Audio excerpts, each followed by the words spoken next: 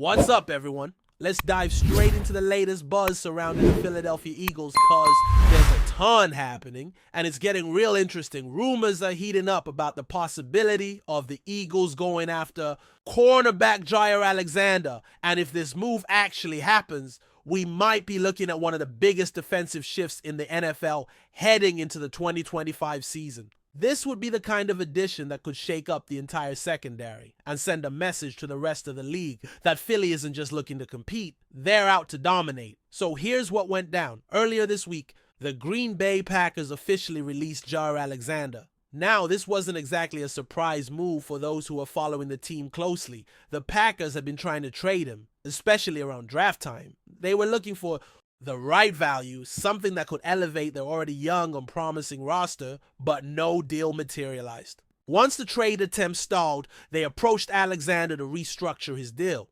He didn't like what was on the table, so Green Bay cut ties. And just like that, a two-time All-Pro cornerback was on the market. Now, let's talk about the Packers real quick. This is a team that a lot of people didn't expect to make noise last year, but they surprised everyone. Remember 2 seasons ago when they took down the Cowboys in the playoffs? That was the start of something. Then they went toe-to-toe with the number 1 seeded 49ers. Even though they didn't come out on top, they proved they were ahead of schedule. This past season was a bit more inconsistent, a roller coaster of performances during the regular season, but they still clawed their way into the playoffs. And when they faced the Eagles, Philly showed them what elite football looks like. Defensively, though, the Packers are in a bit of a bind. They let go of their top cornerback, and now they're experimenting with players like Bo Melton, a former wide receiver, at corner. That tells you everything you need to know about how desperate they are to patch things up. Jaire Alexander, when healthy, is a top-tier player. He was a first-round pick back in 2018 out of Louisville and quickly established himself as one of the league's best. He earned All-Pro honors twice and was selected to the Pro Bowl those same years. With 12 career interceptions, his ball skills, speed, and instincts made him a cornerstone for that defense. But availability matters. But in the last 4 seasons, Alexander has played just a little over 30 games. That's a huge red flag, especially when you're talking about someone who was being paid like a top 10 corner in the league. Now here's where it gets interesting for the Eagles. According to reports, there's mutual interest, if the numbers make sense. ESPN's Adam Schefter mentioned that if Alexander is willing to take a team-friendly short-term deal, the Eagles could make it work. The big question is whether Howie, Roseman, and defensive coordinator Vic Fangio are on the same page about bringing him in. Fangio is known for having a very specific vision when it comes to building a defense, and he's not shy about voicing who he wants. The fingerprints of Vic Fangio are already all over this current Eagles roster. Just look at the selection of Jihad Campbell in the draft. Fangio reportedly had a big say in that move. Same goes for Zach Bond, who was originally brought in as a pass rusher, but is now being converted into an off-ball linebacker under Vic's direction. If the Eagles would land Jaire Alexander, here's how that starting defense could look.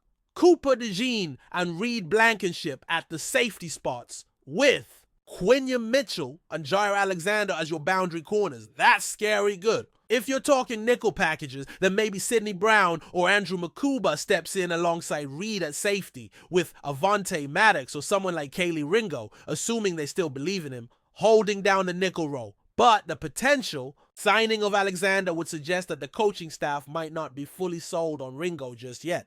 And that's a little disappointing considering his physical tools. 6'1", over 200 pounds with blazing 4.3 speed. He had a solid showing at mandatory minicamp too, so the youth movement is clearly there. But Jaire brings something else: experience, instincts, a competitive edge, and a proven ability to perform at a high level when healthy. So this could come down to risk versus reward. Are the Eagles willing to gamble on a guy who's had injury issues but can be a total game changer when he's on the field? Or do they stick with the younger, healthier legs and hope they develop fast enough? If Alexander is willing to sign for a low number, a prove-it deal type situation, Howie might just pull the trigger. And there's another angle that makes this even more compelling: loyalty and connection. According to Jeremy Fowler, people close to Jaire say those things matter a lot to him.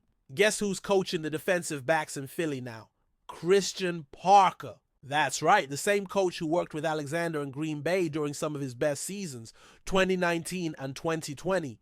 Back then, Alexander was healthy, confident, and locking down top receivers every week. Christian Parker is seen as one of the brightest young minds in coaching right now. He could be in line to become the next defensive coordinator if Vic Fangio decides to retire, which could happen sooner than later. Parker is respected by Fangio, Nick Sirianni, and even Sean Payton. He's got the resume, the relationships, and the track record, especially when you look at what he did last season with Quinyon Mitchell and Cooper DeJean, two rookies who stepped into starting roles on the #1 ranked defense and helped bring home a Super Bowl title. So the potential reunion between Parker and Alexander isn't just a feel-good story. It makes football sense. The Eagles' defense is in a great place, but this move could take it to another level. It all depends on the price, the health, and the long-term plan. Now I want to hear what you all think. Should the Eagles make a move for Jaire Alexander if the deal is right, or should they roll with the young guns and keep building through the draft? Either way, this is one of the more intriguing storylines of the offseason. And we're just getting started because there's a lot more to unpack today. We've got front office changes, contract signings, and some wild updates on Saquon Barkley. Stick around because this ride is just taking off. Let's keep this thing rolling because we're not done yet, not even close. The Eagles are also making moves off the field, building up their front office with the kind of young, innovative talent that's been key to their success over the past few years. Word just came out that the team is expected to hire Preston Tiffany, who had been serving as LSU's Director of Player Personnel. Now, I know what you're thinking. Who is Preston Tiffany? He looks like he's still in college, but don't let the baby face fool you, yo. This guy is a rising star in the scouting and personnel world, and the Eagles are once again ahead of the curve by snatching him up. Let's take a second to look at the resume. Tiffany graduated from South Carolina with a degree in economics and finance, then went on to get his MBA at Ole Miss. He didn't just breeze through school. He used that time to dive deep into the football world, working in recruiting and player personnel throughout college. Between 2018 and 2020, he worked at South Carolina as a recruiting and player personnel assistant. Then he joined Ole Miss, where his star really started to rise. He climbed the ranks quickly, moving from graduate assistant to full-blown director of player personnel by 2023. That's a meteoric rise in this industry. While at Ole Miss, he was instrumental in bringing talent to the program that led to their best season in school history in 2023, 11 wins, a Peach Bowl victory over Penn State, and a top 10 finish in the national rankings. That's not just a good year. That's elite production in one of the toughest conferences in the country. Then he went over to LSU, another recruiting powerhouse, and now he's coming to Philly. This hire isn't about flash. It's about substance. It's about building that scouting pipeline back up after losing several key front office personnel to other NFL teams. And when you've had the kind of sustained success that the Eagles have, 2 Super Bowl appearances since 2017 and a championship to show for it, other teams take notice. They come calling for your coaches, your scouts, your executives. It's just part of the business. So Howie Roseman is doing what smart general managers do. He's reloading. He's identifying the next wave of young, bright minds who can evaluate talent and help keep this machine running. Preston Tiffany's one of those guys. Bringing him in now sets the team up for continued long-term success, especially with the way college scouting has become even more critical in today's NFL. All right? Switching gears, let's talk about Saquon Barkley because the guy just keeps winning. Not only did he take down Patrick Mahomes and the Chiefs in the Super Bowl back in February, but now he's beating him off the field too. The NFLPA just dropped the year-end player sales report, and guess who finished at number 1? That's right, Saquon Barkley. The man is officially the most marketable player in the league for the past year. And he's the first running back to top this list since Ezekiel Elliott did it in 2017, back when Zeke was at the peak of his powers.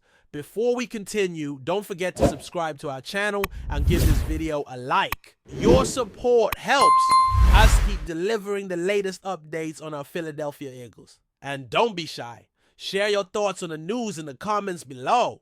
Rumors swirling around the NFL offseason have taken an intriguing turn, with whispers growing louder about a potential blockbuster move involving Kyle Pitts, the Atlanta Falcons star tight end possibly landing with the Philadelphia Eagles. Though nothing has been confirmed, league insiders and anonymous sources have hinted that the Eagles could be eyeing Pitts as a high upside addition to their already formidable offense. Pitts, known for his rare combination of size, speed, and receiving ability, has been a focal point of the Falcons' offense since being selected 4th overall in the 2021 NFL Draft. Yet Atlanta's recent shifts in coaching philosophy and offensive direction have fueled speculation that they may be willing to part ways with their dynamic playmaker if the price is right. With the Falcons possibly leaning into a more traditional run-heavy system under new leadership, Pitts' fit in the long-term vision remains uncertain,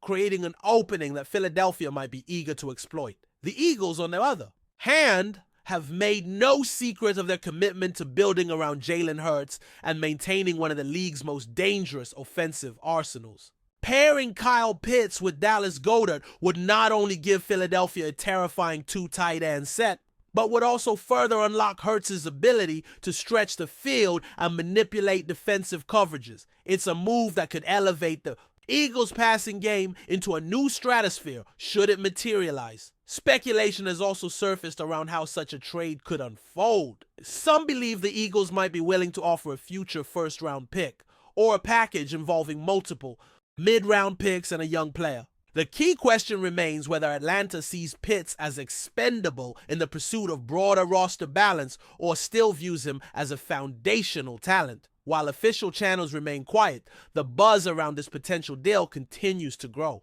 It's the kind of move that would shake up the NFC and set social media ablaze. For now, it's just talk. But in the NFL, where smoke often leads to fire, this is one rumor that fans and analysts alike will be watching closely. That's it for this update. If you enjoyed the video and want to stay updated with exclusive news about our Philadelphia Eagles, be sure to subscribe to our channel and hit that like button. We can't wait to hear your thoughts in the comments. See you in the next video.